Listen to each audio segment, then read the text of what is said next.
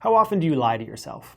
My guess is that you try not to, and that for the most part you don't intentionally lie to yourself about that thing going on in your personal life or something going on at work, an interpretation of something that happened in the past, or maybe some planning that you're making for something that's going to happen in the future. Even when you try to be fully truthful and objective in the way you're thinking about that situation, if all you're doing is thinking about it, you might run into some problems. And that's what I want to sketch out today. My name is Doug Neill. I run this project here called Verbal to Visual, which has the goal of helping you develop your visual thinking skills, the ability to sketch out quick drawings and diagrams to help you think through complex topics, and ultimately become a better learner, problem solver, and communicator. So let's explore this particular situation here where you are thinking about something interesting or complicated or challenging going on in your life. What I want to do is compare and contrast two kind of different ways that you might go about that act of thinking. And the first is to keep those thoughts as thoughts inside your head. Here's the thing about thinking, though. It's often kind of a fuzzy process. Yeah, you might have some pictures coming to mind. There's probably words and phrases. Maybe you do have a running dialogue that's somewhat coherent. But since those just exist as thoughts, there's a fuzziness to them.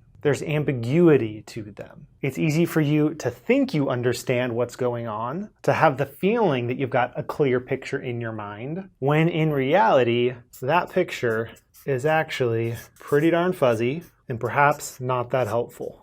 And what I am proposing here is that you replace the fuzzy picture in your mind with, you guessed it, a concrete picture on the page. This whole topic came up when I was having a conversation with Kathy Onetto on her podcast called Sustainable Ambition. Great topic for a podcast, by the way, and a book. And when it comes to pursuing an ambition sustainably, the opposite of that is essentially overcommitting yourself, trying to do too much that results in what Tara McMullen describes as this downward spiral of validation that leads to burnout. And one of the things that can contribute to that downward spiral is actually the perception that you're not taking on too much. You might think, oh, I only have a handful of projects. I can make progress on those regularly. But if we bring in a drawing or a diagram, in this case, something like the network self, again from Tara McMullen in her book, What Works, she introduces this idea from Kathleen Wallace, which encourages you to think about your identity not as a singular thing, but as a network. We each have a variety of identities that have various types of connections to each other. And perhaps one way that we become overcommitted in life is when we try to do too much with too many of those identities. So, in my case, I'm a father, I'm a husband, I'm a YouTuber, I'm a course creator, I'm a writer, I'm a workshop developer, I'm a trail runner. That already is a bunch of different identities, and there's only so much time in a given day, in a given week, to devote to pursuing excellence in each of those identities. So I'd be doing myself a favor if I took a look at those, each individually, and kind of mapped out, okay, what are the actual actions that I'm taking in connection to those different identities in order to live into them well, live up to my own expectations around those identities and perhaps the values that I've set out for myself. Looking at this type of map is a vastly different way of interacting with those expectations, those pursuits, those desires and goals, compared to when that all just lives inside my head. Because our working memory is limited. Depending on what type of information you're dealing with, it's something like 3 to 7 pieces of information that you can hold in your mind at one time before you start losing things. That's what leads to the fuzzy picture in your mind. But when you commit those ideas to the page, especially in the form of a drawing or a diagram, you create for yourself a concrete picture to work with. Something that will talk back to you, that you can have a conversation with. And that ultimately gives you more clarity than if you're only working in your mind. So in this situation here, I find that it's fairly easy to lie to yourself. And if that phrasing of lying to yourself sounds a little too harsh, you can tone it down a little bit. But when you've got this concrete picture on the page that you can look at, that makes it much harder to convince yourself that you're not doing too much. Another way to think of it that maybe is the toned down version of this is that instead of seeing some of the picture, you see the whole thing. Instead of the best case scenario that maybe you consider in your mind, or perhaps the worst case scenario, depending on which way you lean any given day, you have a more objective view, a more complete view of the situation. And I think this is especially true when you move from thinking about something individually to working in a team environment. Because what's going on inside this team, as you're talking through something interesting, everyone's thinking hard. Everyone's trying to make sense of the same situation. But if you're just talking it through, then a problem that you might run into is that even if you think there's alignment, even if you think everyone's on the same page, you're not really going to know what exactly is going on inside the minds of each of these team members. It's easy to have the perception of, yeah, I understand this, or yeah, we can do all that.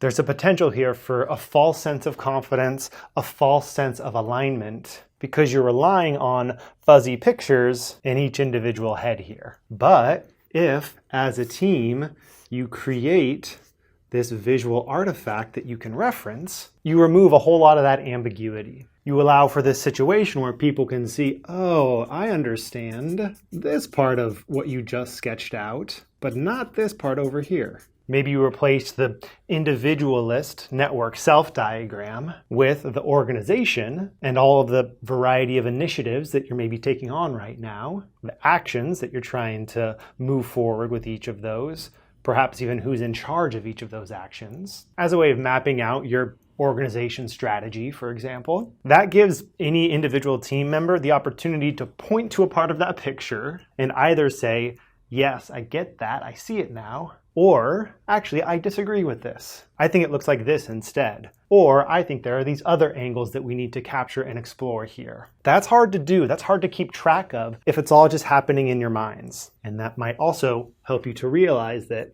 as an individual or as a team, you might actually be saying to yourself, oh crap, I'm trying to do way too much.